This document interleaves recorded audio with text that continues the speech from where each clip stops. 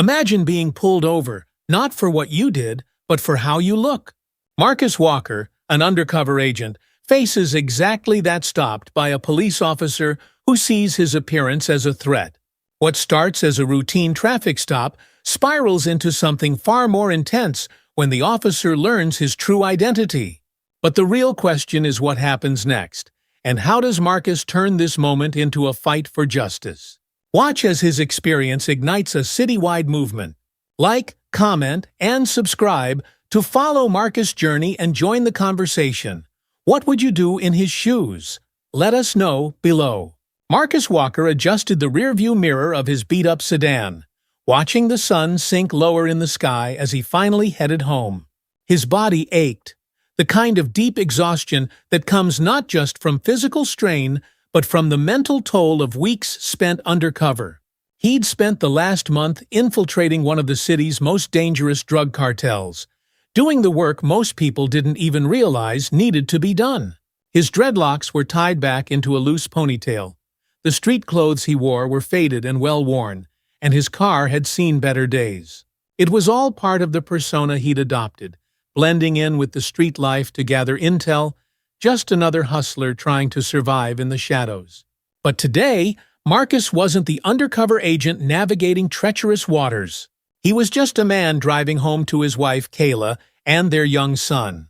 That thought alone kept him going through the tough days, knowing that no matter how dark things got on the job, his family was his light at the end of the tunnel. His phone buzzed in the cup holder beside him. A text from Kayla flashed on the screen. "Hey, you almost home?"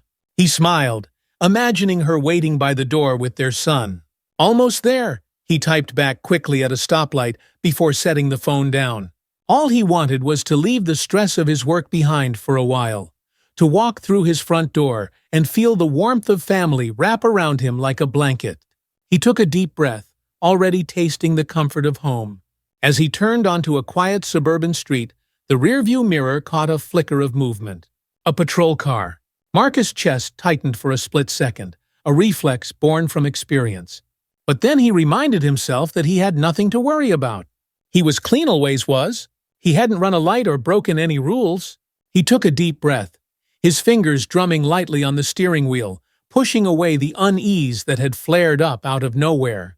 But the patrol car stayed behind him. Marcus slowed to the speed limit, careful not to give any reason for suspicion. He wasn't in the kind of neighborhood where a beat-up sedan fit in, but that shouldn't matter. He wasn't doing anything wrong. His pulse quickened despite his best efforts to stay calm. After all, he knew how this could go. He'd seen it too many times.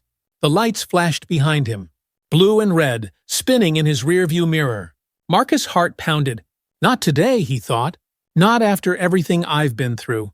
He pulled over to the side of the road, hands resting on the steering wheel, fingers steady. Years of training had prepared him for high-stress situations, but this was different.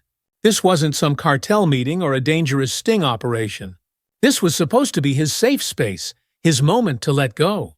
But now, his heart raced, and his thoughts twisted into tight knots. Was it the car, the neighborhood, or was it simply what it had been so many times before, his skin, his hair? The patrol car came to a stop behind him, its engine still running. In the side mirror, Marcus watched the door swing open. A figure stepped out, silhouetted by the fading light. A female officer approached, her hand already resting on her gun holster.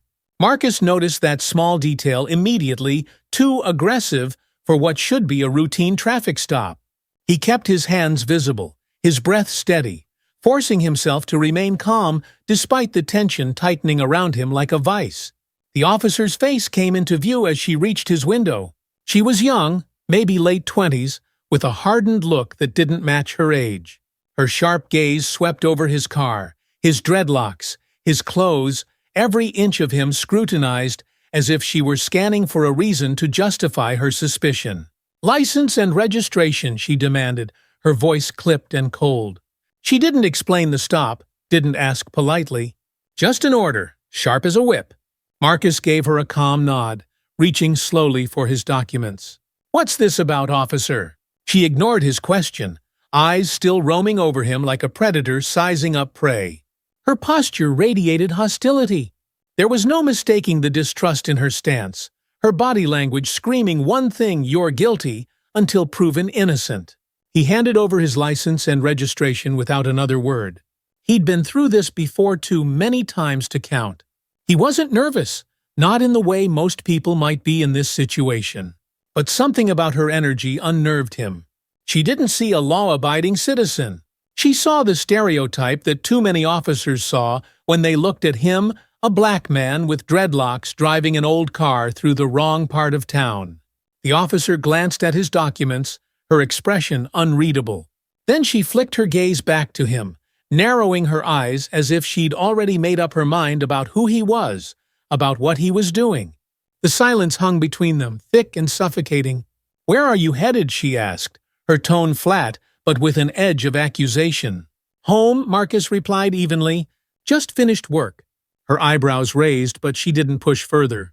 Instead, her gaze lingered on his dreadlocks, the disdain barely masked. "You been smoking something today?" The question hit him like a slap, but he didn't flinch. Here we go, he thought. He'd seen this play out before, the way the simplest of encounters could turn into something dangerous. He wasn't naive. He knew what this was about. But he couldn't lose his cool, not here, not now. "No, officer," Marcus said calmly. "I haven't." She didn't believe him. That much was clear in her expression. She straightened, tilting her head slightly, that predatory look deepening. "Mind if I search your car?" Marcus tensed. His instincts told him that this was more than just a routine check. This was about power, about reminding him of where he stood. He glanced at her hand, still hovering near her gun. But he knew his rights, and he wasn't going to let her violate them. "No, officer. You don't have probable cause to search my car," he replied firmly, though his voice remained steady. Her expression darkened at his refusal, the anger flaring in her eyes. She took a step back, glancing toward her patrol car. The situation was escalating, and Marcus could feel it. Something about this stop had shifted from routine to something far more dangerous. The tension ratcheted up another notch as the officer's face hardened. She stood there for a moment, hand still near her holster, the air between them crackling with hostility. Her silence spoke volumes, but it was the look in her eyes that said the most, "How dare you challenge me?" Marcus stayed still, his grip tightening on the steering wheel. He knew the script, had seen it play out in his line of work, in the streets he had to walk as part of his job. This wasn't just about him saying no. It was about the fact that he dared to push back, to assert his rights when she clearly expected compliance. Without another word, she stepped back and called for backup. Backup. Marcus' mind raced. Why did she need backup? He hadn't moved, hadn't threatened her. His refusal to let her search his car shouldn't have warranted this kind of reaction. Yet here she was, escalating the situation to a level that made no sense. The patrol car's lights flashed again as another cruiser pulled up behind the first. Two more officers emerged, their hands resting on their belts, their eyes fixed on Marcus like predators circling prey. Marcus took a deep breath. His training kicked in, calming the storm brewing inside him. He'd been in worse situations. But this wasn't some cartel boss trying to take him out. This was supposed to be home, his sanctuary. Yet here he was, about to be treated like a criminal in his own city. As the officers approached, Marcus could feel the weight of their assumptions pressing down on him. This was more than just a traffic stop now. This was a showdown, one that had nothing to do with the law and everything to do with power and control. Marcus sat still, his hands resting on the steering wheel, his mind racing. The street was now lined with flashing lights, and two more officers approached. The situation had escalated from a simple traffic stop to something far more serious. For the first time, a knot of real anxiety tightened in his chest. His training kept him calm, but the sheer unpredictability of the situation gnawed at him. One of the backup officers, a tall man with a stern expression, took position next to Officer Mitchell. They exchanged glances, subtle but enough to communicate volumes. Marcus had seen that look before. One officer silently reinforcing the other's decision to escalate the situation. It didn't matter what he'd done, or more accurately, hadn't done, their minds were made up. Officer Mitchell, still standing rigidly with her hand hovering near her weapon, cleared her throat. "Step out of the vehicle." Marcus inhaled slowly. He could feel the tension building, like a storm gathering overhead, but he forced his voice to stay calm and steady. "Officer, I haven't done anything wrong. My papers are in order, and you have no reason to search my car." She didn't respond immediately. Her eyes flicked to his dreadlocks again, her face hardening further. "You don't make the rules here," she said, her tone laced with frustration. A small crowd had started to gather on the sidewalk, passers-by, slowing down to see what the commotion was about. Marcus could hear murmurs from the gathering onlookers, a few phones held up to record the scene. The weight of being watched pressed down on him. He wasn't just a man being pulled over anymore. He was becoming a spectacle. "I need you to step out of the vehicle," Officer Mitchell repeated, her voice sharp now, like a command more than a request. Marcus' pulse quickened, but he knew he couldn't afford to lose control. He'd seen how these situations could go south in a heartbeat. His skin, his hair, his carnon of that mattered in the grand scheme of things, but in this moment it seemed like everything that mattered to them. Reluctantly, Marcus unbuckled his seatbelt and opened the door. He stepped out slowly, deliberately, his hands raised to show he wasn't a threat. As he stood, the tension in the air seemed to thicken. The officers closed in around him, as if he was a danger that needed to be contained. "Turn around, hands on the hood," Officer Mitchell ordered. Marcus clenched his jaw but did as she said, feeling the cold metal of his car beneath his palms. She patted him down roughly, her hands searching him with unnecessary force. The humiliation sank deeper with every second. He could feel the eyes of the onlookers on him, the silent judgments, the smartphones recording his every movement. What did they think when they saw him? Did they assume he was guilty? Was this all just entertainment for a moment, to capture and share, without understanding the stakes? Officer Mitchell's search yielded nothing, as Marcus knew it would. But the damage had already been done. The crowd on the sidewalk had grown, their murmurs growing louder as they watched the scene unfold. A few voices from the crowd called out in his defense, but they were drowned out by the tension that crackled in the air. The backup officers stood by, watching without intervening. Their presence, while passive, was just as powerful, silently reinforcing Officer Mitchell's authority, making it clear that Marcus had no allies in this situation. They weren't going to challenge her actions, no matter how unjustified they were. "Nothing here," Officer Mitchell finally muttered, stepping back. She crossed her arms, frustration etched across her face. It was clear she didn't like how this was turning out. She had expected to find anything that would justify her treatment of Marcus. But there was nothing. The silence stretched out painfully, the flashing lights of the police cars casting long shadows across the pavement. Marcus straightened up, his muscles tight, but his voice calm. "I told you. I haven't done anything wrong." Her face flushed, anger flashing in her eyes. She wasn't used to being defied. It was clear that her pride was hurt, but there was something deeper there, a frustration that went beyond this one moment, beyond this one stop. But instead of de-escalating, instead of admitting that she was wrong, she doubled down. "You think you can just refuse an officer's request like that?" she snapped, stepping closer to Marcus, her voice rising. "You think your rights matter more than the law?" The backup officers shifted uncomfortably, but still said nothing. Marcus could see the wheels turning in Officer Mitchell's mind, searching for some way to salvage her authority, to justify what had already been done. But Marcus had had enough. He wasn't just some street kid she could bully into submission. He straightened, his voice steady and controlled. "Check my ID again." Officer Mitchell froze, her eyes narrowing in suspicion. Marcus held her gaze, unflinching. Had let this go on long enough. He hadn't wanted to pull the card, hadn't wanted to reveal his real identity because it felt like giving in, like admitting that his life only mattered because of his badge. But now there was no other choice. "Check my ID again," he repeated, his voice louder this time. The crowd watching grew quieter, sensing that something had shifted. Officer Mitchell looked at him, then at the ID she had tossed onto the roof of his car. She grabbed it and stormed back to her cruiser, muttering something under her breath. Marcus watched her retreat, his heart pounding in his chest. The two backup officers exchanged glances, but still said nothing. A minute passed, then 2. The tension in the air was suffocating. Marcus could hear the distant sound of cars passing by, the low hum of the city, but everything else seemed to fade into the background as he waited for Officer Mitchell to return. Finally, she emerged from her car, her face pale. Her steps were slower, less certain. Her eyes darted between Marcus and the backup officers, who were now watching her closely. "You," she started, her voice faltering. "You're an agent." Marcus didn't move, didn't react outwardly, though the anger that had been simmering inside him flared into something hotter. "That's right."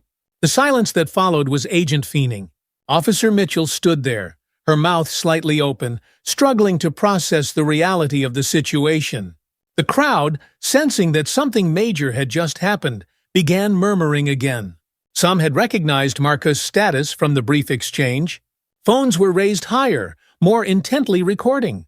"You didn't know," Marcus said, his voice firm but controlled. "You didn't ask." Officer Mitchell looked down at the ground, her face flushed with embarrassment.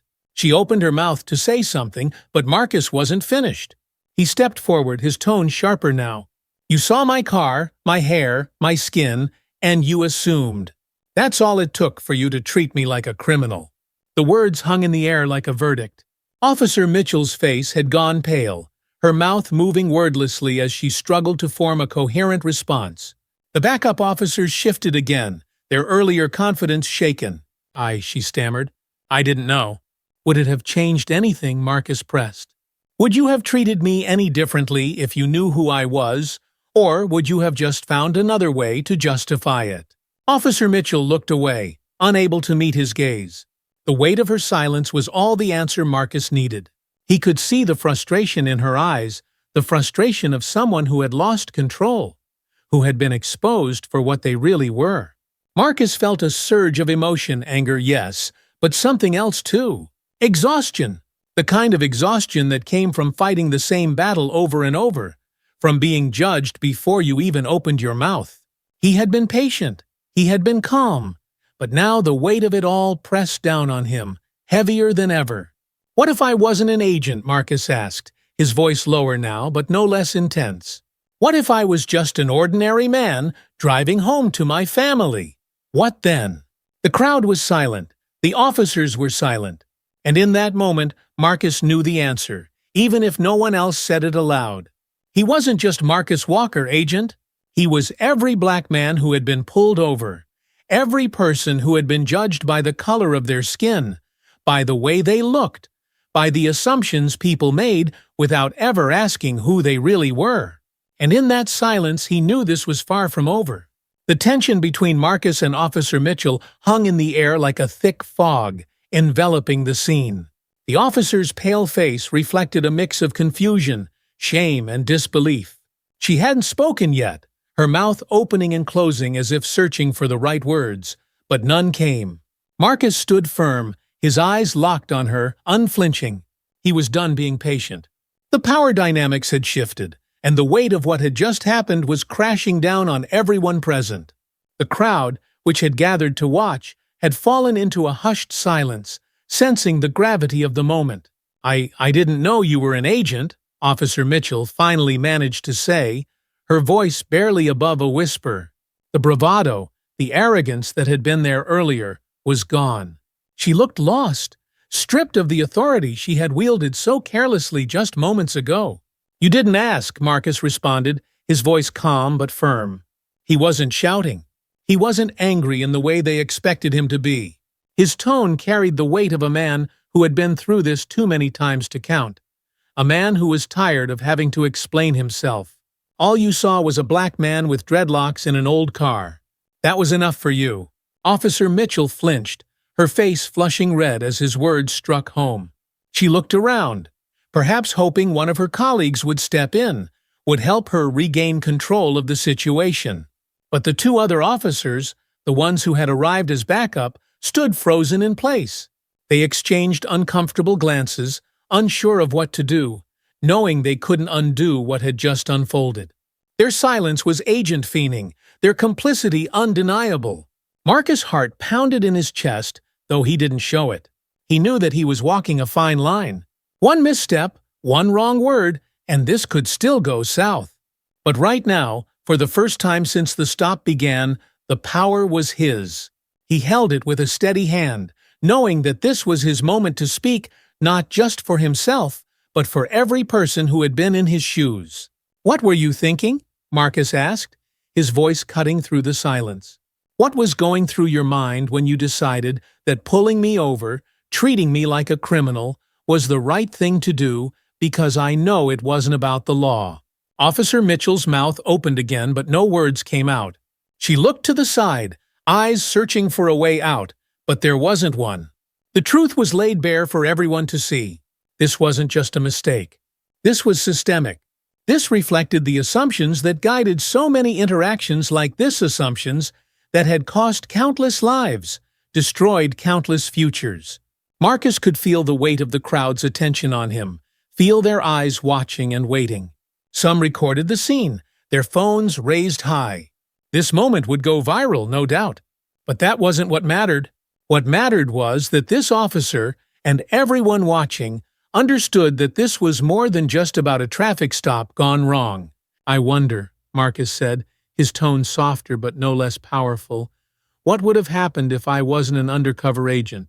What if I were just an ordinary man? What if I didn't have a badge, didn't have a job that gave me some kind of protection in your eyes? Would you have pulled your gun? Would I be lying on the ground right now, or worse?" The silence stretched even longer now, unbearably heavy. Officer Mitchell lowered her gaze to the ground, her hands shaking slightly. It was clear she had no answer, and that silence was more damning than any explanation she could have offered. Marcus took a step closer, his voice steady. "You saw what you wanted to see, and that almost cost me my life. And it could have. What would you have done then? How would you justify it?"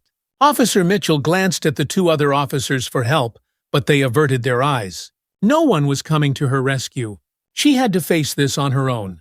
The weight of the moment pressed down on everyone, but none more than Officer Sarah Mitchell. Her confident, commanding presence had crumbled. All she had now was the uniform on her back, a symbol of authority that she had misused. But even that couldn't shield her from the truth now laid bare in front of her. She began, her voice cracking. "I didn't mean for this to happen. I wasn't trying to what Marcus interrupted, his voice low but sharp. "To profile me. To treat me like I was guilty before you even knew anything about me. Tell me what you thought I was when you looked at me." His words landed hard, like blows she couldn't deflect. Officer Mitchell stumbled over her thoughts, searching for something, anything that could justify her actions. But nothing she said would change what had already happened. "I was doing my job," she finally said, her voice barely a whisper, and even she seemed unsure of her own words. Marcus shook his head, his expression unwavering. "No, you weren't. Your job is to protect and serve. But you weren't protecting me. You weren't serving me. You were treating me like a threat because of what I look like. That's not doing your job. That's abusing it." The crowd murmured, some nodding in agreement. The tension had shifted completely. Marcus no longer felt like the one under threat. He was now in control, and Officer Mitchell knew it. "You stopped me because of my hair, because of my skin. You saw me, and you assumed I was a criminal," Marcus continued, his voice calm but filled with emotion. "And it's not just you. This is bigger than you. It happens every day, to people who look like me. We're guilty in your eyes before we've even spoken a word." Officer Mitchell's silence spoke volumes. She knew there was no defending what she had done. Marcus watched her, waiting for any sign that she understood the gravity of what had just occurred. But all he saw was the confusion and frustration of someone who had been exposed but wasn't quite ready to confront the truth. "What if I wasn't a federal agent?" Marcus asked again, his voice steady. "What if I was just another black man trying to get home to my family? What then?" The question lingered in the air, unanswered. Officer Mitchell couldn't meet his gaze. She stared at the ground, her hands still shaking slightly, her mind clearly racing. In that moment, Marcus realized something. This wasn't just about him anymore. This was about everyone who had been in his position, everyone who had been pulled over, searched, humiliated, and treated as less than human because of the color of their skin. He wasn't just speaking for himself now. He was speaking for all of them. "I don't want an apology," Marcus said, his voice softening but still resolute. "I want you to understand that what you did today wasn't just a mistake. It's part of something bigger. It's part of a system that sees people like me as threats, no matter who we are or what we've done. And until you understand that, nothing's going to change." Officer Mitchell didn't respond. She couldn't. The truth of his words was too much for her to process in the moment. She had spent years in this job, years believing that she was doing the right thing, that she was protecting people. But now she had to confront the reality that her actions had been shaped by biases she hadn't even realized were there. The crowd, sensing the shift in the power dynamic, started to murmur again, their phones still raised to capture the final moments of this encounter. Marcus could feel the weight of their gaze, but he no longer felt like a spectacle. He felt like someone who had taken control of his own narrative, someone who had refused to be defined by the assumptions of others. As the two backup officers awkwardly shifted on their feet, clearly unsure of what to do next, Marcus took one last deep breath. He had said what needed to be said. Now it was up to Officer Mitchell to confront her own actions. The lights from the police cars continued to flash, casting long shadows on the pavement. But for the first time since the stop began, Marcus felt a sense of relief. Not because justice had been served, but because the truth had been spoken. He looked at Officer Mitchell one last time, his voice quiet but firm. "You need to do better. All of you." With that, Marcus turned and walked back to his car, his heart still pounding, but his mind clear. He had survived the encounter, but he knew that others wouldn't be so lucky. The system needed to change, and it wasn't going to happen overnight. But he had taken a step, a small one perhaps, but a necessary one. And for now, that was enough. The hum of the engine was the only sound in the car as Marcus drove home. The adrenaline that had kept him steady throughout the encounter had faded, replaced by a deep exhaustion that settled into his bones. His fingers gripped the steering wheel a little too tightly, his mind replaying the events over and over. He glanced at his phone on the passenger seat. It had buzzed several times during the last few minutes of the stop, likely Kayla wondering where he was, why he hadn't texted back. But Marcus didn't want to answer not yet, not until he could think straight. He was used to handling high-pressure situations at work, but this being treated like a criminal in his own neighborhood, this was different. It wasn't something he could brush off, even though he wanted to. The familiar streets of his neighborhood passed by, the quiet homes and manicured lawns, a stark contrast to the chaos that had just unfolded on that suburban road. His street came into view, and as he pulled into the driveway of his modest home, Marcus let out a breath he hadn't realized he'd been holding. The porch light was on. Through the living room window, he saw the soft glow of the television flickering, and he knew Kayla and their son were probably inside, waiting for him. This was supposed to be his refuge, the place where he could leave the world outside and just be a husband, a father. But tonight, he felt the weight of the world pressing in, even here. He grabbed his phone and bag, stepping out of the car. His footsteps felt heavier than usual as he made his way to the front door. Before he could even reach for the handle, it opened, and Kayla stood there, her brow furrowed with concern. "Hey," she said softly, stepping aside to let him in. "You okay? You didn't answer my texts." Marcus walked past her into the living room, setting his things down on the coffee table before turning back to her. He looked at her, really looked at her, and saw the worry in her eyes, the questions she was holding back. "I'm fine," he said, but the words felt hollow. Kayla didn't move, her gaze locked on him, searching for the truth. She had always been able to read him better than anyone. "What happened?" Marcus hesitated. He could hear their son, Elijah, upstairs, the faint sound of his laughter coming from his bedroom. He didn't want to burden her with the details, didn't want to bring the ugliness of the day into their home. But he also knew that Kayla deserved the truth. She always had. "I got pulled over," he finally said, sinking into the couch. It wasn't just a traffic stop. Kayla's eyes widened, and she sat down next to him. "Pulled over? Why did they?" "They assumed I was a criminal," Marcus said, cutting her off gently. He didn't want to relive every detail, not yet. It got bad, Kayla. Real bad. They didn't know I was an agent until the end. And even then, he trailed off, his jaw tightening as he remembered the look in Officer Mitchell's eyes, the anger, the frustration, the disbelief that she'd been wrong. Kayla reached out, resting her hand on his arm, her touch warm and grounding. "Marcus," she whispered, her voice heavy with understanding. "I'm so sorry." He nodded, not trusting himself to speak. The silence between them was thick, filled with all the words they didn't need to say. Kayla knew, just as he did, that this wasn't new. This wasn't the first time he'd been profiled, judged by the color of his skin rather than the content of his character. But tonight, it felt more personal, more real. "I'll file a report," she said, her voice gaining strength. "This can't just disappear. She needs to be held accountable." Marcus nodded again, but his thoughts were elsewhere. Filing a report was the right thing to do, and he knew Kayla, as a civil rights lawyer, would fight for justice. But there was a part of him that felt tired. Tired of fighting the same battles. Tired of hoping for change in a system that seemed designed to see him as a threat. He glanced at the staircase, where he could still hear Elijah's laughter. That was why he kept going, why he would always keep going. His son deserved a world better than the one Marcus had grown up in.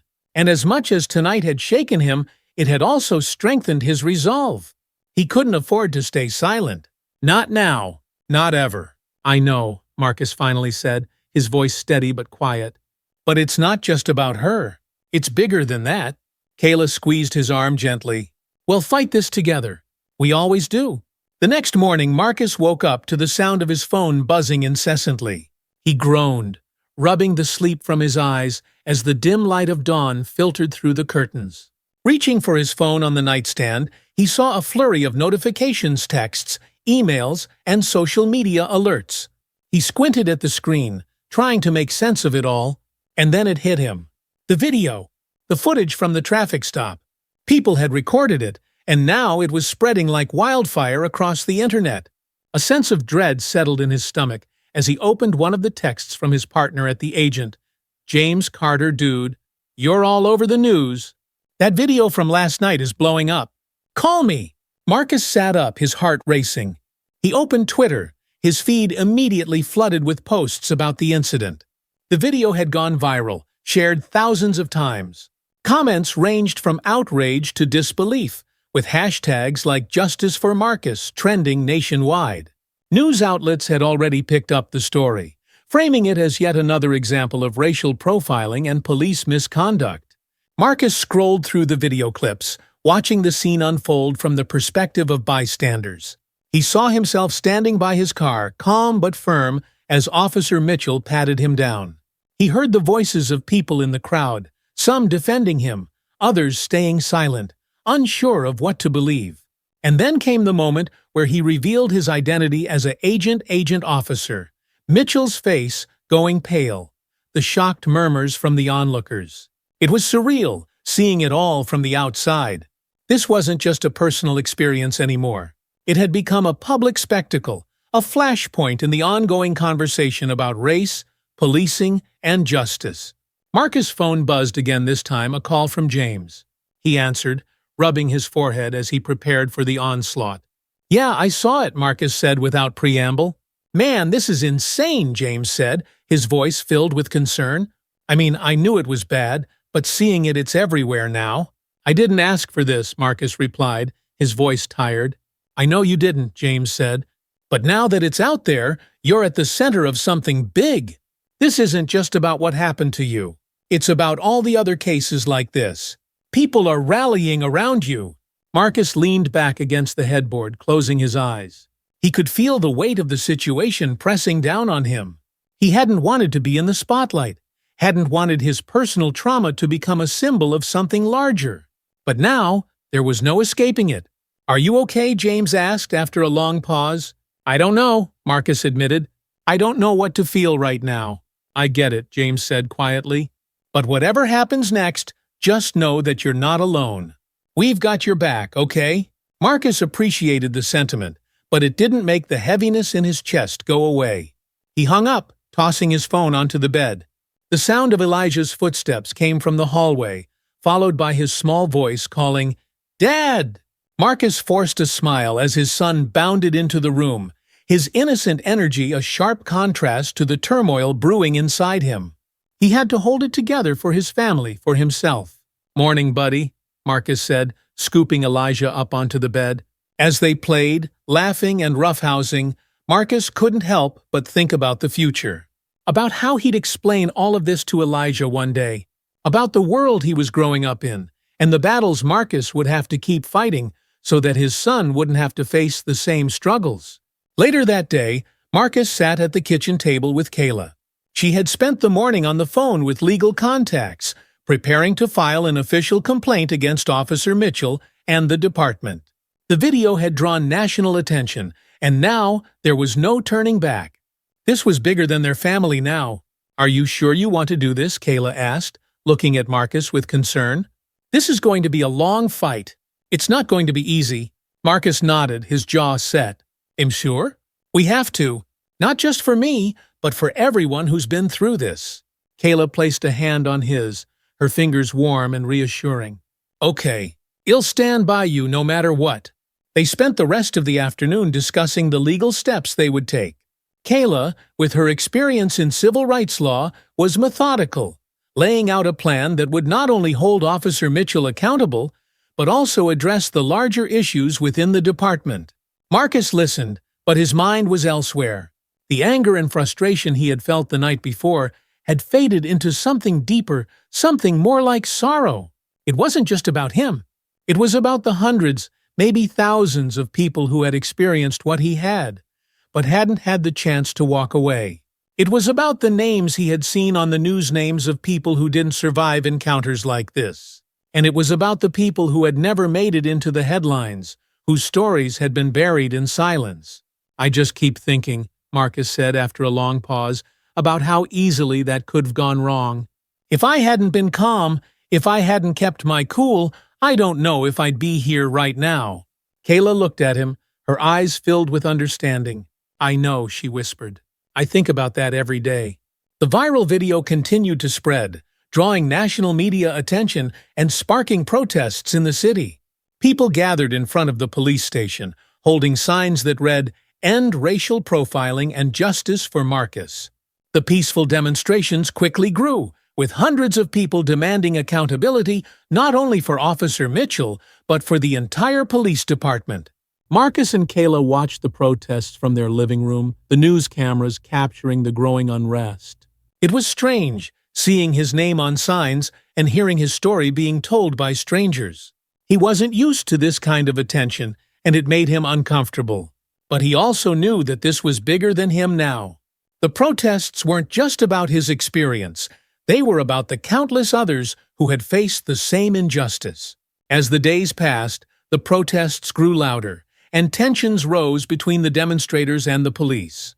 Counter-protesters began to appear, holding signs in support of law enforcement, and the atmosphere became increasingly volatile. One evening, Marcus and Kayla received a call from Latina, Diana Lopez, an internal affairs officer investigating Officer Mitchell.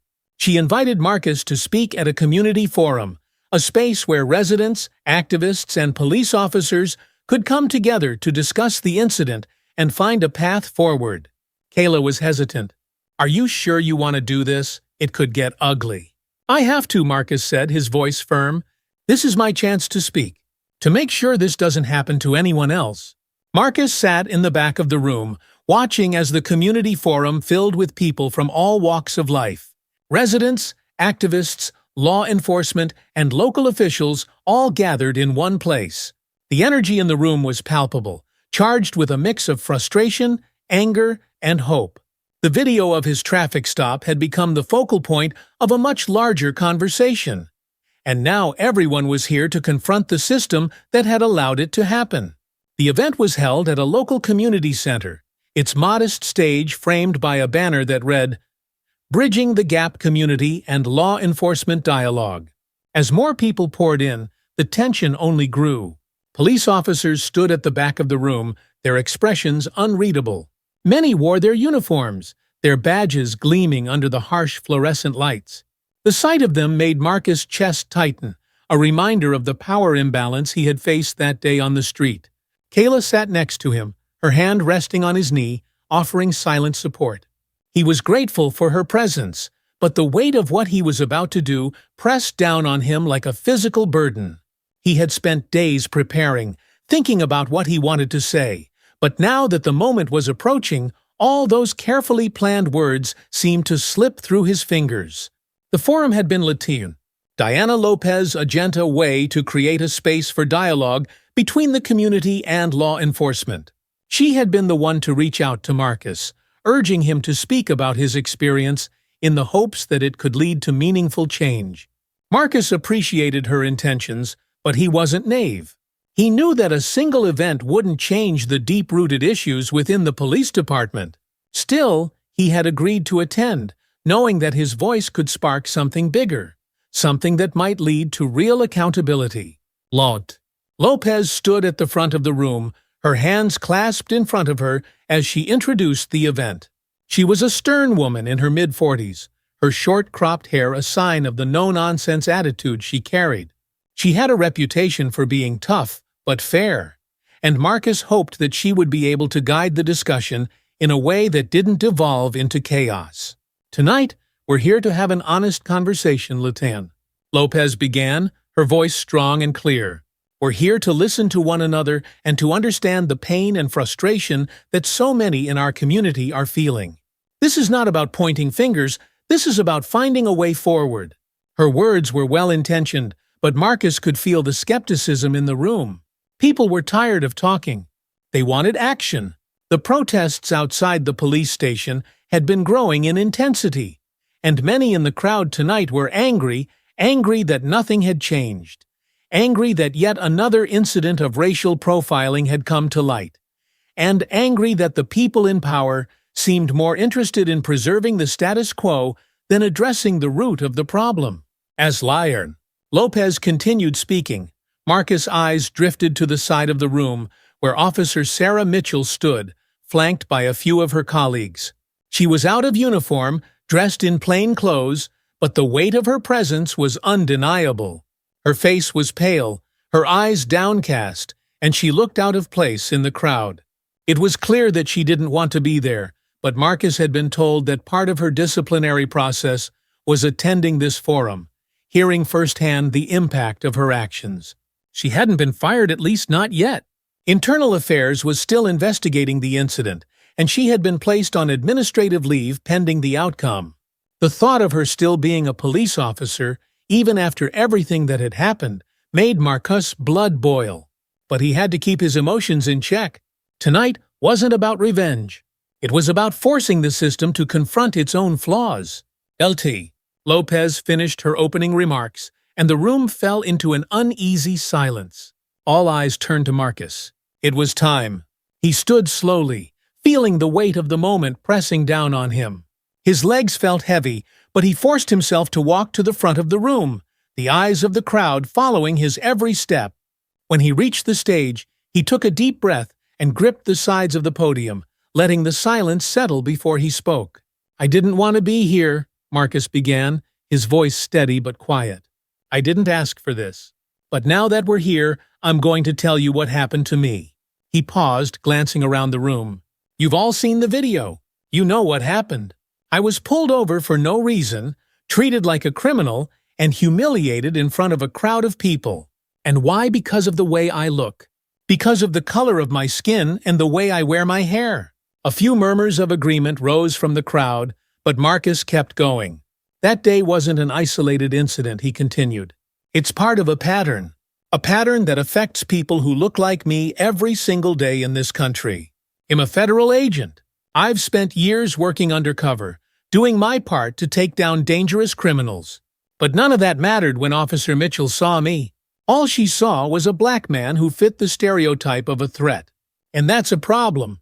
He turned slightly, addressing the police officers in the room, his voice gaining strength. "I've worked with law enforcement for years. I know that there are good cops out there, cops who care about the communities they serve. But the fact is, too many of you are operating with biases you don't even realize you have. You're making decisions based on fear, based on stereotypes, and those decisions have real consequences. People are dying because of those decisions. The room was silent now, everyone listening intently. I could have been one of those people, Marcus said, his voice softer now. I could have been another name on a list of black men who didn't make it home. And that's not something I'm willing to accept. Not for me, not for my son, and not for anyone else. He turned his gaze to Officer Mitchell, who had been standing at the side of the room, her arms crossed defensively. Officer Mitchell, Marcus said, I don't know you. But you didn't bother to know me that day. You made assumptions about who I was, based on nothing but my appearance. And that's dangerous. Officer Mitchell's eyes flicked up to meet his, her expression unreadable. Marcus didn't expect an apology from her, and he wasn't asking for one. But he wanted her to understand that her actions had nearly destroyed him, not just physically, but emotionally, too. I'm not here to condemn you, Marcus said, his tone calm but firm. I'm here to tell you that things need to change. You and every officer in this room need to look at the way you're policing. You need to understand that the power you have can be a matter of life and agent. And you need to do better. The tension in the room was thick enough to cut with a knife. Marcus could feel the weight of the crowd's expectations pressing down on him, but he didn't back down. He had said what needed to be said, and now it was up to them to decide how they would respond. He turned back to the crowd. This isn't just about one officer or one department. This is about a system that has been broken for far too long. We're tired of talking. We're tired of waiting for change. We need action, and we need it now. As Marcus finished speaking, the room erupted in applause. But it wasn't the kind of applause that came from satisfaction. It was fueled by frustration and urgency. The people in the room, many of whom had been victims of the same biases, were ready for more than words. They were ready for change. But change wasn't going to come easily. Marcus knew that. And as he stepped down from the podium, the tension only grew. The police officers in the room shifted uncomfortably, their eyes darting from Marcus to the crowd, clearly sensing the anger simmering beneath the surface. Officer Mitchell, who had remained quiet throughout Marcus' speech, finally stepped forward. Her face was pale, and her hands shook slightly as she approached the podium. The room grew still, everyone waiting to see what she would say. She began, her voice faltering. I made a mistake. The words hung in the air, but they didn't feel like enough. I didn't see Marcus Walker for who he really was, she continued, her voice gaining strength. I saw what I wanted to see. And that's on me. I understand now that my actions could have had serious consequences, and I need to own that. The crowd remained silent, watching her closely. Marcus could see the conflict in her eyes. She was struggling with her own biases, with the reality of the situation she had created. But it's not just about me, Officer Mitchell said, her voice trembling slightly. It's about the way we're trained. It's about the system we work in. We're taught to be afraid, to assume the worst, and that's not right. We need to do better. I need to do better. For a moment there was silence. And then, slowly, a few people in the crowd began to clap. It wasn't an overwhelming show of support, but it was a start. Marcus watched her, unsure of how to feel. Part of him wanted to believe her, wanted to believe that she would change, that the system could change. But another part of him knew that this was only the beginning. One officer's apology wasn't going to fix the deep-rooted issues that had led to this moment. As the clapping died down, Lieutenant Lopez stepped back up to the podium, her face serious. This is a difficult conversation, but it's one we need to keep having, she said. Tonight is just the start. We need real accountability, real reform, and we need it now. The crowd murmured in agreement, but Marcus could sense the frustration that still lingered in the air. Words were fine, but what people really wanted was action. And that action needed to come from the top, from the department, from the city, from the system itself. Marcus stood quietly as the forum wrapped up, the crowd slowly dispersing. He had said his piece, and now it was up to the powers that be to make good on their promises. Kayla joined him at the back of the room, her hand slipping into his. You did good, she whispered. Marcus nodded, but the weight in his chest remained. I hope it's enough, he murmured, his eyes scanning the room, watching as Officer Mitchell spoke quietly with Lieutenant Lopez. "I think it's a start," Kayla said, her voice full of quiet determination. Marcus knew she was right. This wasn't the end of the fight. It was just the beginning. A week had passed since the community forum, but the emotions stirred by that night still lingered. The protests had continued, though they had become more focused, with calls for concrete reforms within the police department. The viral video of Marcus' traffic stop was still circulating online, fueling discussions not only in his city, but across the country. As the days went on, it became clear that Marcus' story had become more than just a flashpoint. It was a catalyst for change, one that people weren't going to let fade away. The momentum was building, and now the local government was under pressure to act. Marcus sat at the kitchen table watching the morning news. The city's mayor had just announced a comprehensive review of the police department's practices, particularly its approach to racial profiling and use of force.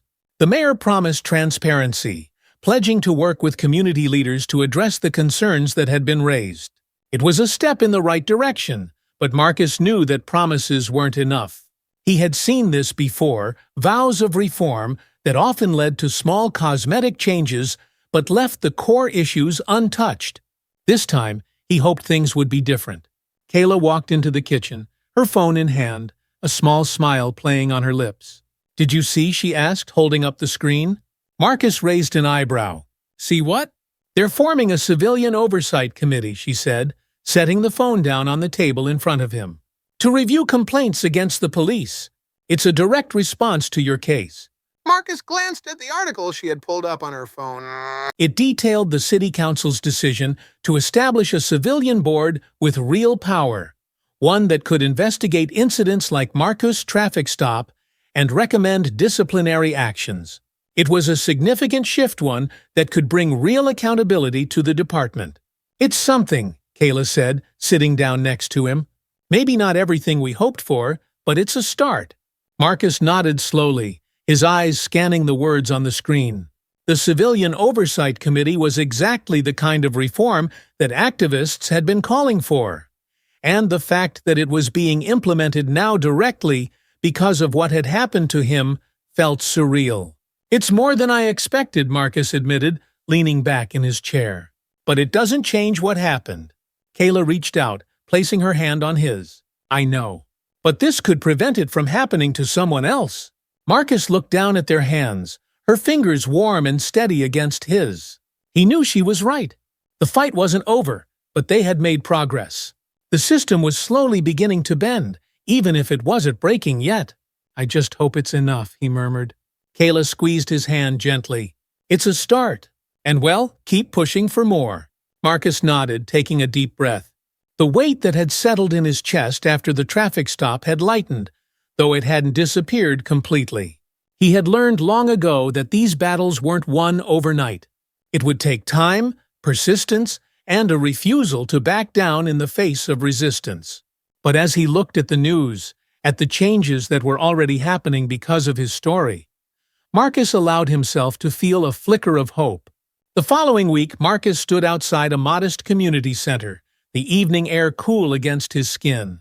The building was bustling with activity, families walking in and out, community leaders setting up tables for an event, and volunteers handing out flyers about upcoming police reform initiatives. It was the kind of grassroots movement that Marcus had seen from a distance for years, but now he was at the center of it. He had agreed to speak at a follow-up event organized by the same coalition that had rallied around him after the traffic stop. They were working tirelessly to push for more reforms, not just in the city, but statewide. And tonight's event was another step in that journey. As he walked through the doors, he was greeted with nods and smiles from people who recognized him from the news and social media. Some offered words of support. Others shared their own stories, experiences that mirrored Marcus in ways that were both painful and familiar. He had known, of course, that his story wasn't unique, but hearing it firsthand from others who had lived through similar encounters drove the point home. Inside, the community center was filled with folding chairs, a small stage set up at the front with a microphone. Posters and banners lined the walls, filled with slogans about justice, equality, and the need for change. It was a space filled with determination, with a collective will to make things better. Marcus spotted Kayla near the front, talking with a group of young activists who had been instrumental in organizing the protests. She glanced up and waved when she saw him, her smile bright and full of pride. He made his way toward her, feeling a sense of calm wash over him. "You ready?" Kayla asked as he approached. "As ready as he'll ever be," Marcus replied, his voice steady. The event began with speeches from local leaders, activists, and community members. They talked about the progress that had been made since the protests began, but they also acknowledged the long road ahead. They spoke about the need for sustained pressure, for continued vigilance to ensure that the reforms being promised were actually implemented. When it was Marcus' turn to speak, he stepped up to the microphone, the faces of the crowd watching him with anticipation. He took a deep breath, his thoughts clear, but his emotions still raw from everything that had happened. "I'm here tonight," Marcus began, "not because I wanted to be, but because I had to be. What happened to me could have happened to anyone. It has happened to countless others. But this time, something was different. This time, we're not letting it go." He paused, scanning the room. The changes we're seeing now, the oversight committee, the review of police practices, those things are important. But they're not enough. We need to keep pushing. We need to make sure that this isn't just another moment that gets swept under the rug. There were murmurs of agreement from the crowd, and Marcus continued. "I'm standing here because people like you didn't stay silent. You took to the streets. You made your voices heard, and you didn't stop. And that's what it's going to take to keep moving forward." He glanced at Kayla, who gave him an encouraging nod. "We're not just fighting for ourselves," Marcus said, his voice steady. "We're fighting for the next generation.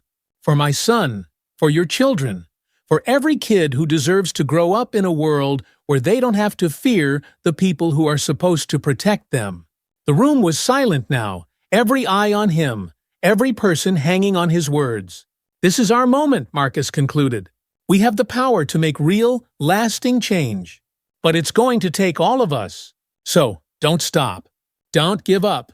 Keep fighting, because that's the only way we're going to win." The crowd erupted into applause, and Marcus stepped back from the microphone, feeling a sense of closure that had been elusive until now. He wasn't naive, he knew that the work was far from over. But for the first time since that fateful traffic stop, he felt like he was moving in the right direction.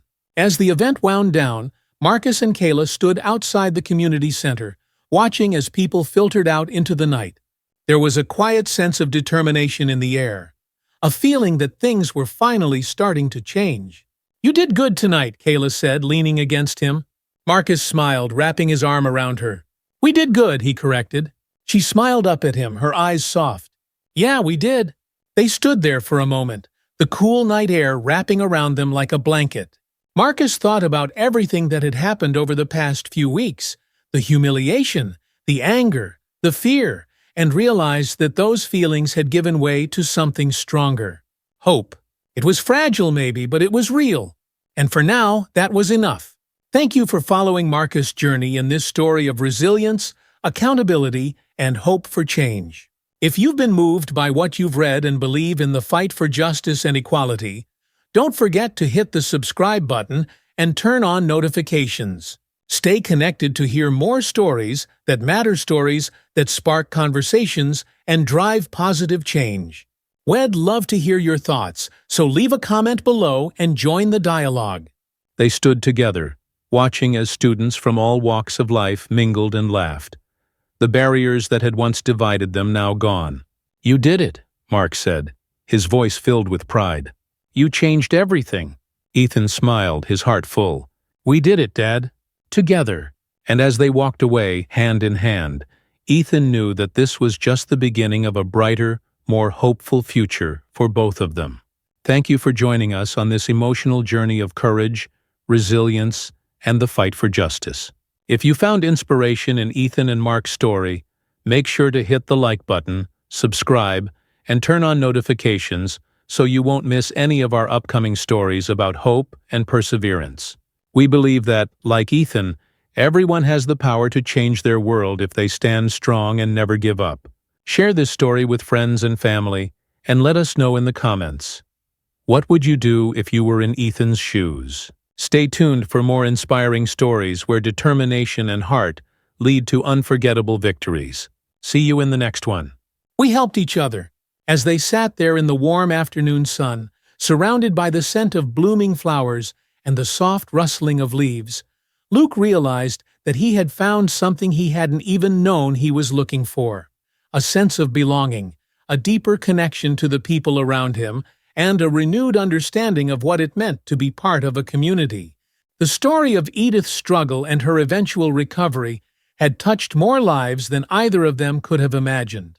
The people of Riverbrook had rallied around her, showing what it meant to truly care for one another. And in the process, they had reminded Luke of the importance of small, everyday acts of kindness, the kind of kindness that could save lives. As the sun began to set, casting a warm golden glow over the garden, Edith leaned back in her chair, her eyes twinkling with contentment. "It's a beautiful day," she said softly. Luke nodded, his heart full. "It really is." And in that moment, Luke knew that no matter what the future held, he and Edith would face it together, surrounded by the strength of their community and the unbreakable bond they had formed. Sometimes, the most unexpected connections can shape our lives in profound ways. If you've been moved by this story and want to hear more heartwarming tales like this one, make sure to hit the subscribe button and turn on notifications so you don't miss any future updates. Every story has the power to inspire, and we have plenty more to share with you. Join us on this journey of storytelling, empathy, and community. Be a part of something bigger by subscribing, and together we can spread positivity, one story at a time. Let me know how it goes. In the months that followed, Ryan spearheaded a new task force within the department aimed at ensuring the responsible use of technology in policing. The Ethical Policing Technology Initiative (EPTI) was designed to oversee how new tools were implemented, making sure they adhered to strict privacy standards and weren't being used in a discriminatory manner. Ryan worked closely with civil liberties groups, tech experts, and community leaders to develop guidelines that ensured transparency and accountability. Officers were required to undergo specialized training on how to use these tools ethically, and new oversight measures were put in place to monitor their deployment. The program wasn't without its critics. Some officers complained that the new rules made their jobs harder, while certain tech companies pushed back against what they saw as unnecessary restrictions. But Ryan stood firm, knowing that without proper oversight, the technology could do more harm than good. During one particularly tense department meeting, an officer raised his hand, frustration evident in his voice. "With all due respect, Deputy Chief," he began, "why are we handcuffing ourselves? This technology can help us catch criminals faster. Why put so many restrictions on it?" Ryan met the officer's gaze, understanding the concern but remaining resolute. "Because our job isn't just to catch criminals," he said. "Our job is to protect the people, and that means protecting their rights too. If we start sacrificing privacy and civil liberties in the name of efficiency, then we're not doing our jobs. We're just cutting corners." The room was silent for a moment, and Ryan could see the wheels turning in the officer's mind. It was a tough balancing act, but Ryan knew it was necessary. The future of policing wasn't about brute force or unchecked surveillance. It was about thoughtful, ethical approaches that respected the people they served. 2 years later, the Ethical Policing Technology Initiative had become a model for departments across the country. Ryan had been invited to speak at several national conferences, sharing the lessons they had learned about balancing public safety with civil liberties. The success of the initiative had solidified his reputation as a forward-thinking leader in law enforcement reform. Jordan, too, had continued his advocacy work, pushing for nationwide adoption of similar standards.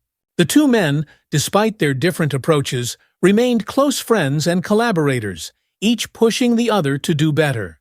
One evening, after a long day, Ryan received a message from Jordan dinner at my place.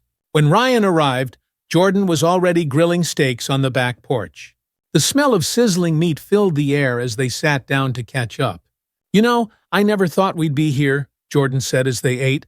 "When we started all this, I didn't think we'd actually get to a point where the system would listen to us." Ryan smiled. "I think we both underestimated the power of persistence." Jordan laughed. "You're right about that. But we're not done yet, are we?" "No," Ryan said, his tone serious. "We're not. But we're making progress." They clinked their beer bottles together, a silent toast to the years of hard work and the victories they had earned. The road had been long and filled with obstacles, but they had made a difference, one step at a time.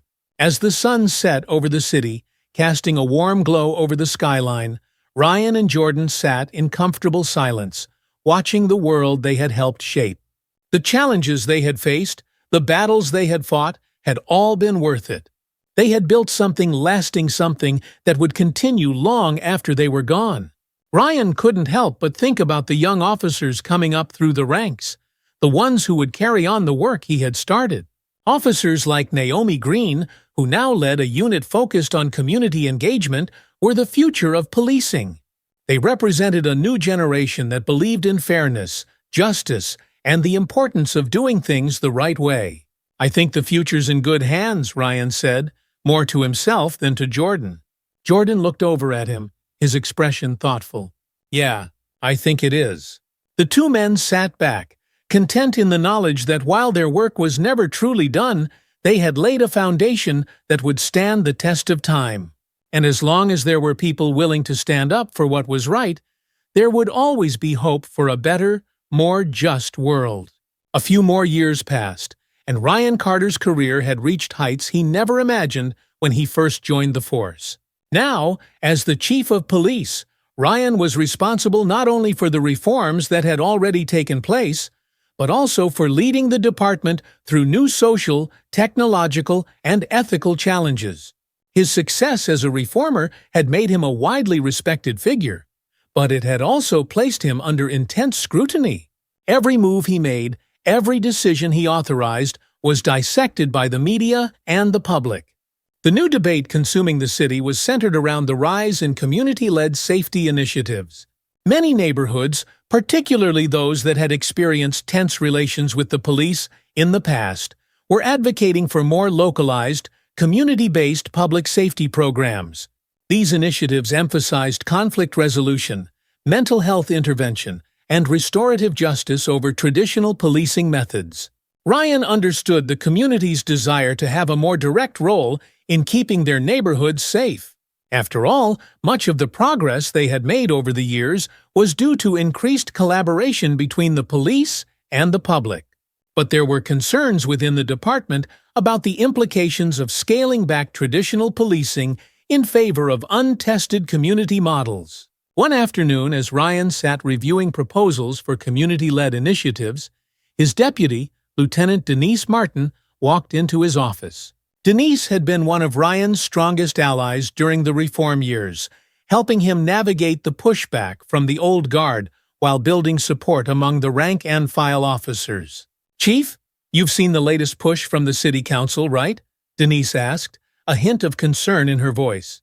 Ryan nodded, gesturing for her to take a seat. "Yeah, I've been going over it. Community Safety Initiative, they're calling it. They want to divert some funding from the police budget to support it." Denise frowned.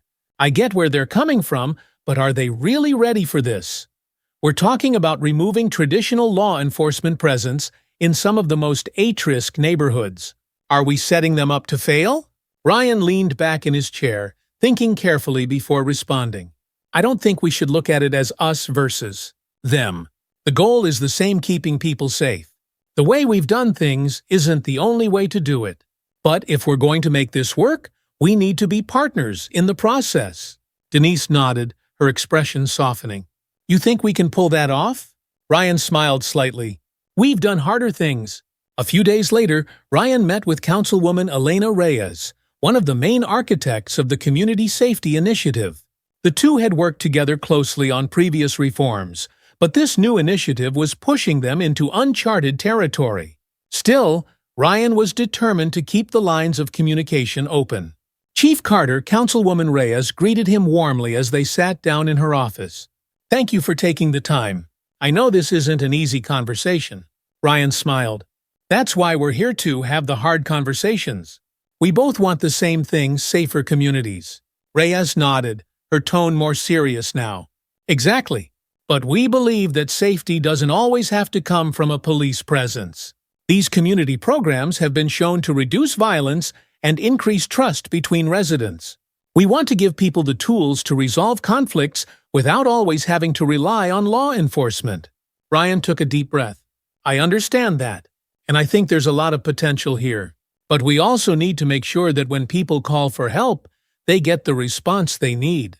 There are situations where trained law enforcement is necessary, when violence escalates or when people's lives are at risk. We can't ignore that reality. Reyes leaned forward, her eyes thoughtful. That's why we need your help. We're not talking about eliminating police presence, we're talking about complementing it. Working together with the community instead of always being the first line of defense. Ryan nodded. I'm open to that. Let's figure out how we can build this partnership. But we need clear guidelines on when the police should step in and when the community can handle things on their own. We also need to make sure that officers aren't feeling like they're being sidelined. If we're going to shift some of the responsibility, we need to bring everyone to the table. Reyes smiled. That's exactly what I was hoping to hear. Over the next few months, the Community Safety Initiative took shape. Ryan and his team worked closely with the City Council and community leaders to design a pilot program that would test the new model in several neighborhoods. The initiative focused on training community members in conflict resolution, mental health first aid, and de-escalation tactics, while keeping a close line of communication with the police for situations that required their involvement. Jordan, ever the advocate for grassroots solutions, was thrilled with the progress. This is exactly what we've been talking about for years, Jordan said one evening over dinner with Ryan. Empowering the community to take ownership of their own safety. If this works, it could be a game changer. Ryan nodded, though he remained cautious. I want it to work as much as you do. But we have to be prepared for things to go wrong, too.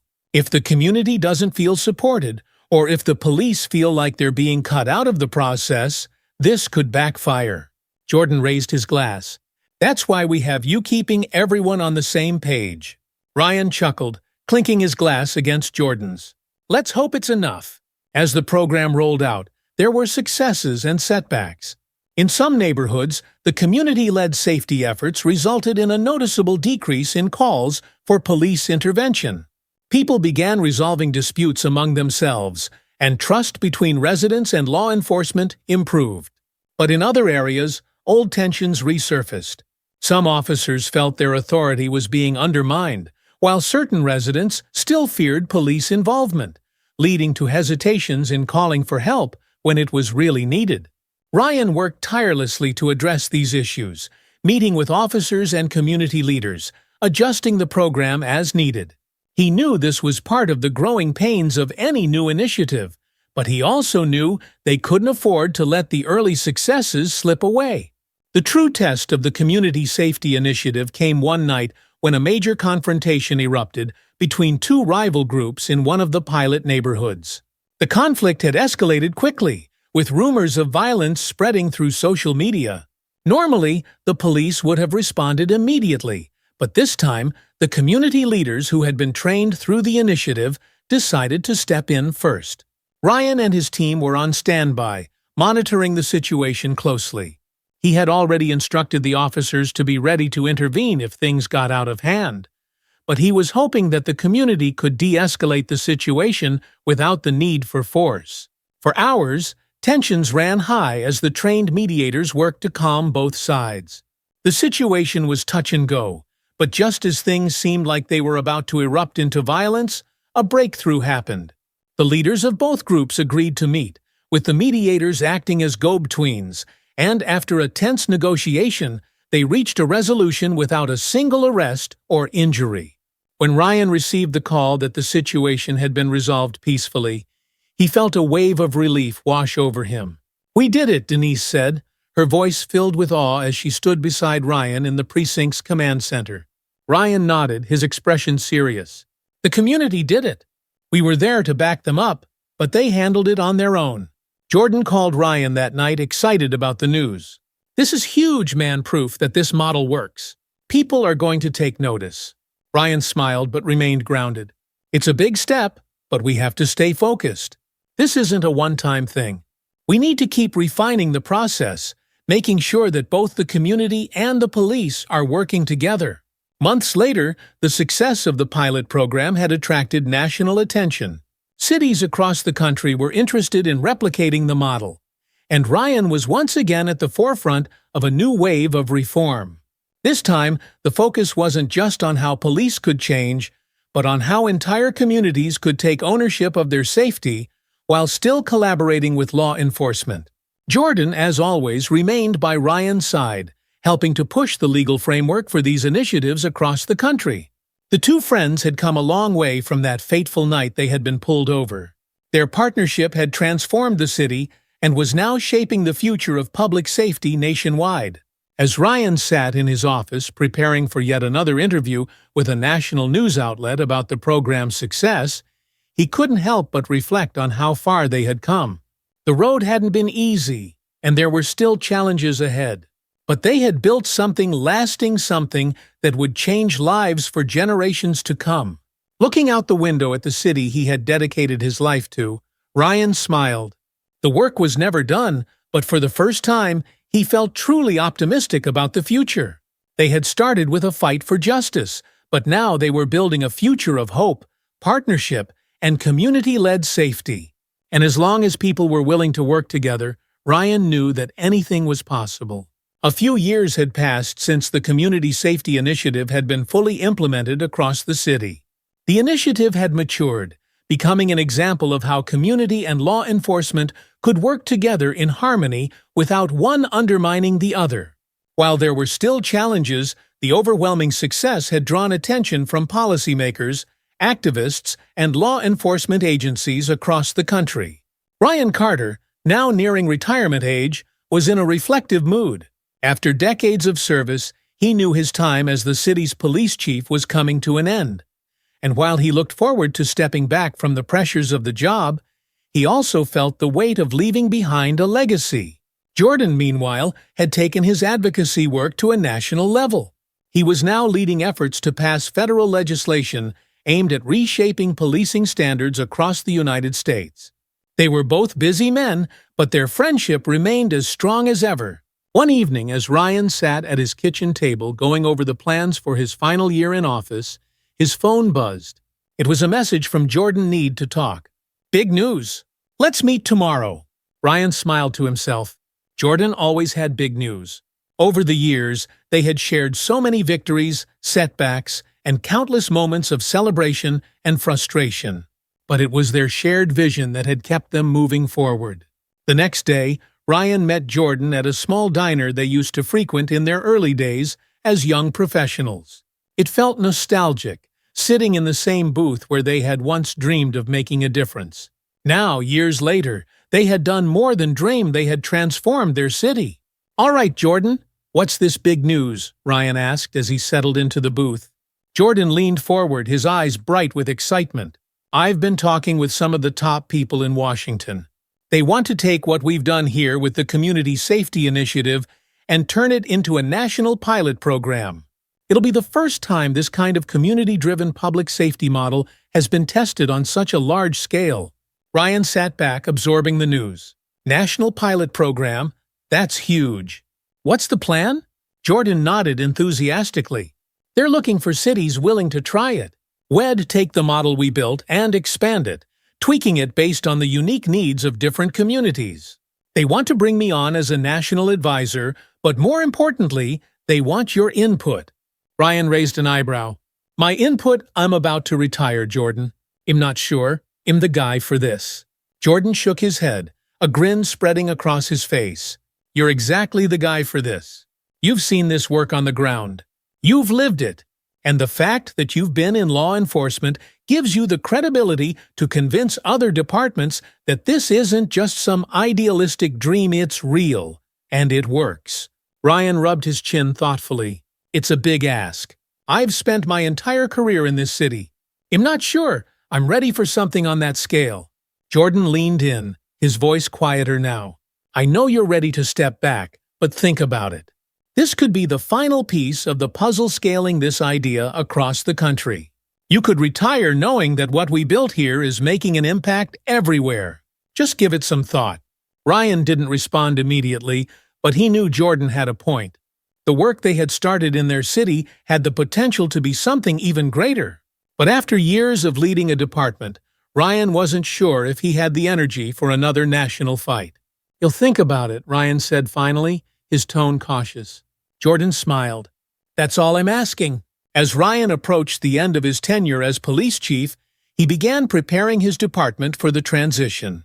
He had mentored several officers who were strong candidates to succeed him, including Lieutenant Denise Martin, who had proven herself to be a capable leader and a dedicated advocate for the community first approach they had built.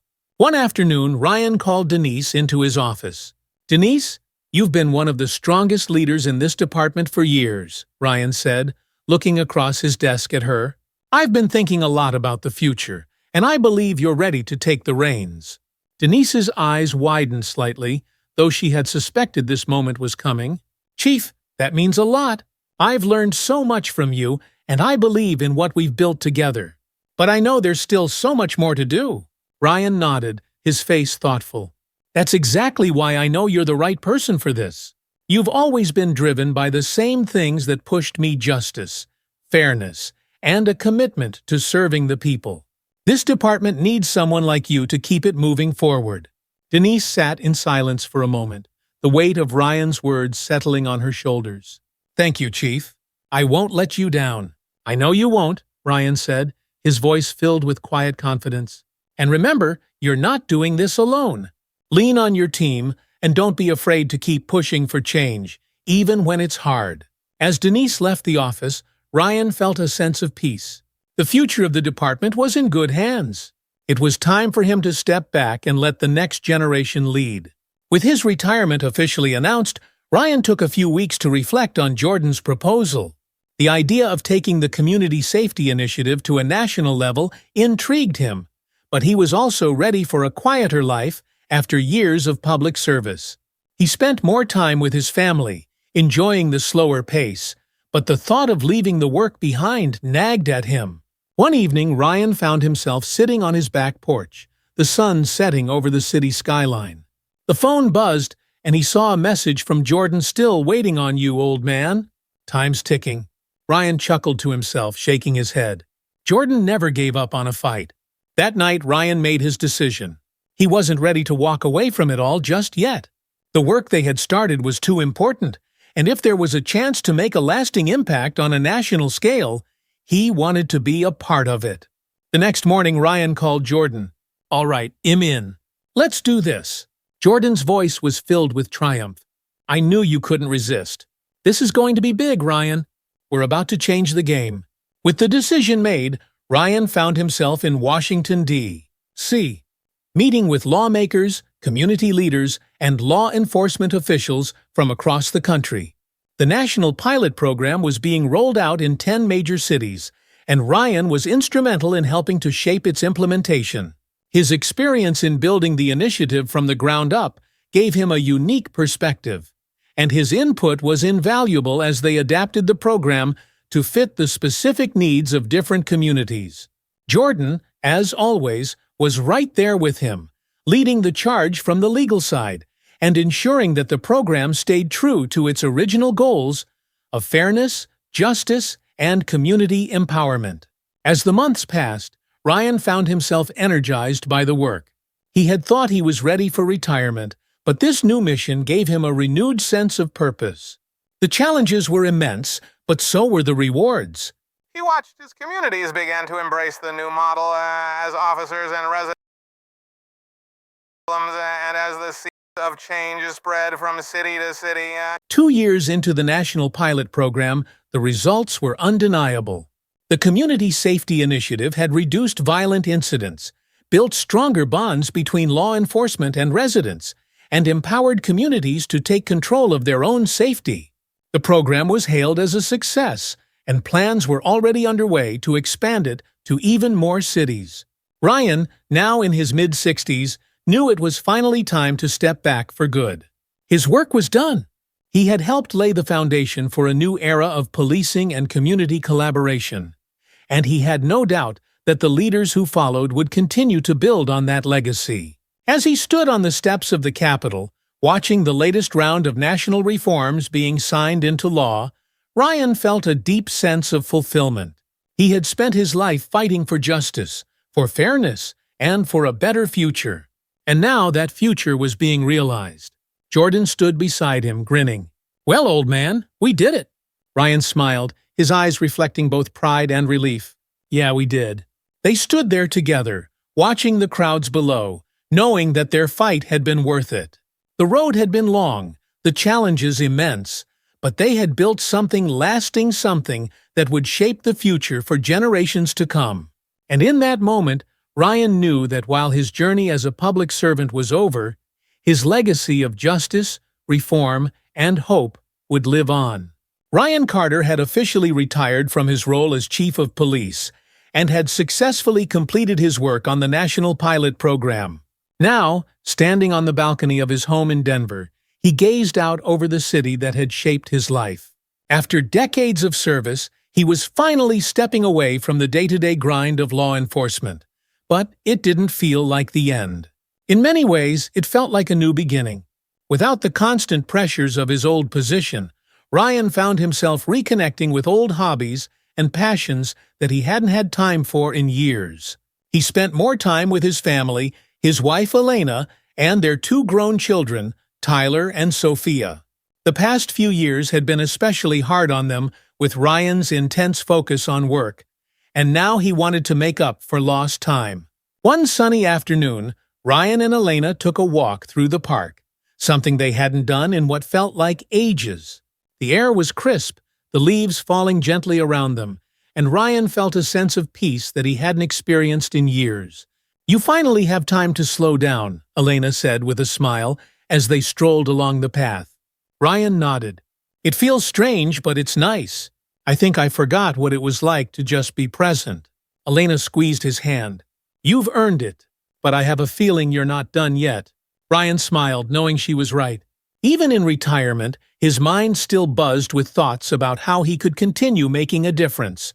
But this time, he would do it on his terms, without the constant demands of his old job weighing him down. A few months into his retirement, Ryan was approached by a local university to teach a course on ethical leadership and policing reform. The idea intrigued him. He had spent years putting these principles into practice, but now he had the opportunity to pass that knowledge on to the next generation of leaders. The thought of stepping into a classroom full of eager students, young people, who would one day be responsible for shaping the future of law enforcement, gave Ryan a renewed sense of purpose. He accepted the offer and began preparing for the course. On his first day at the university, Ryan felt a twinge of nervousness as he walked into the lecture hall. The students sat quietly, some of them looking excited, others curious, all waiting for the former police chief who had gained national recognition for his reforms. "Good afternoon," Ryan began, standing at the front of the class. "My name is Ryan Carter, and am here to talk to you about the future of policing." He paused, scanning the room before continuing. "But before we talk about the future, we need to understand the past, the mistakes, the challenges, and the moments when we didn't get it right. Because if we don't learn from those moments, we'll be doomed to repeat them." The room was silent as Ryan spoke, but he could feel the students' attention, their interest piqued. Over the course of the semester, Ryan shared not just the victories he'd had in his career, but the hard lessons he had learned along the way. He emphasized the importance of empathy, listening, and above all, the responsibility that comes with the badge. Teaching gave Ryan a new outlet for his energy and passion. It wasn't the adrenaline-filled, high-stakes work of policing, but it was just as important. These students were the future, and he was determined to equip them with the tools they needed to lead with integrity. While Ryan was settling into his new role as an educator, Jordan Thompson's star continued to rise. His work on the national level had gained him a reputation as one of the most respected voices in the fight for justice reform. Jordan had helped pass landmark legislation that put ethical limits on the use of surveillance technology, created national standards for police accountability, and expanded community-led safety programs across the country. One afternoon, Jordan called Ryan from his office in Washington, D.C., and with some unexpected news. "Ryan, guess what?" Jordan said, his voice buzzing with excitement. "They want me to run for office." Ryan chuckled. "Who's they? And what office are we talking about here?" Jordan laughed. "A group of people who've been following my work think I should run for Congress. They want me to take this fight from the courtroom to the Capitol." Ryan wasn't entirely surprised. Jordan had always been a fighter, and he had the kind of charisma and conviction that made him a natural leader. "I can't say I didn't see this coming."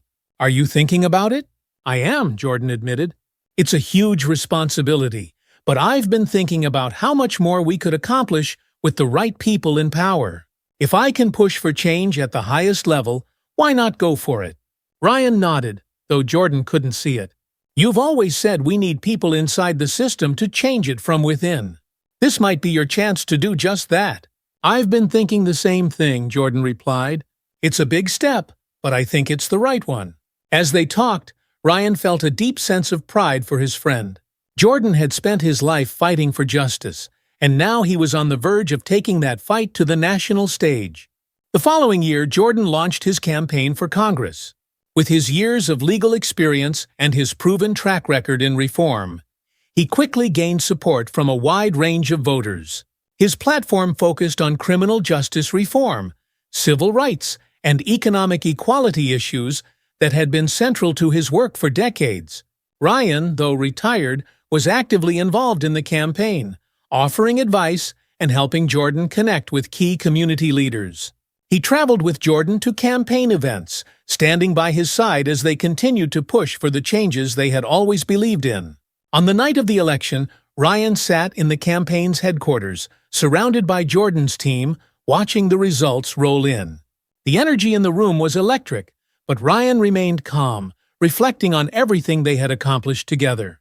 When the final votes were tallied, it was official: Jordan had won the election. The room erupted into cheers, and Jordan was immediately swarmed by supporters and media. But as soon as he had a moment, Jordan made his way through the crowd to Ryan. "We did it, man," Jordan said, grinning from ear to ear. Ryan smiled, shaking his friend's hand before pulling him into a hug. "You did it! I'm proud of you." Jordan nodded, his expression turning serious for a moment. "None of this would have happened without you, Ryan. We've been in this together from the start." As the celebration continued, Ryan couldn't help but feel that this was only the beginning of something even bigger. Jordan's election to Congress meant that the work they had started years ago, the fight for justice, fairness, and accountability, was now being carried forward on a national level. And while Ryan was stepping back, he knew that the movement would continue to grow, led by people like Jordan, who were ready to take the next steps. As Ryan watched Jordan deliver his victory speech later that night, he felt a sense of closure and fulfillment.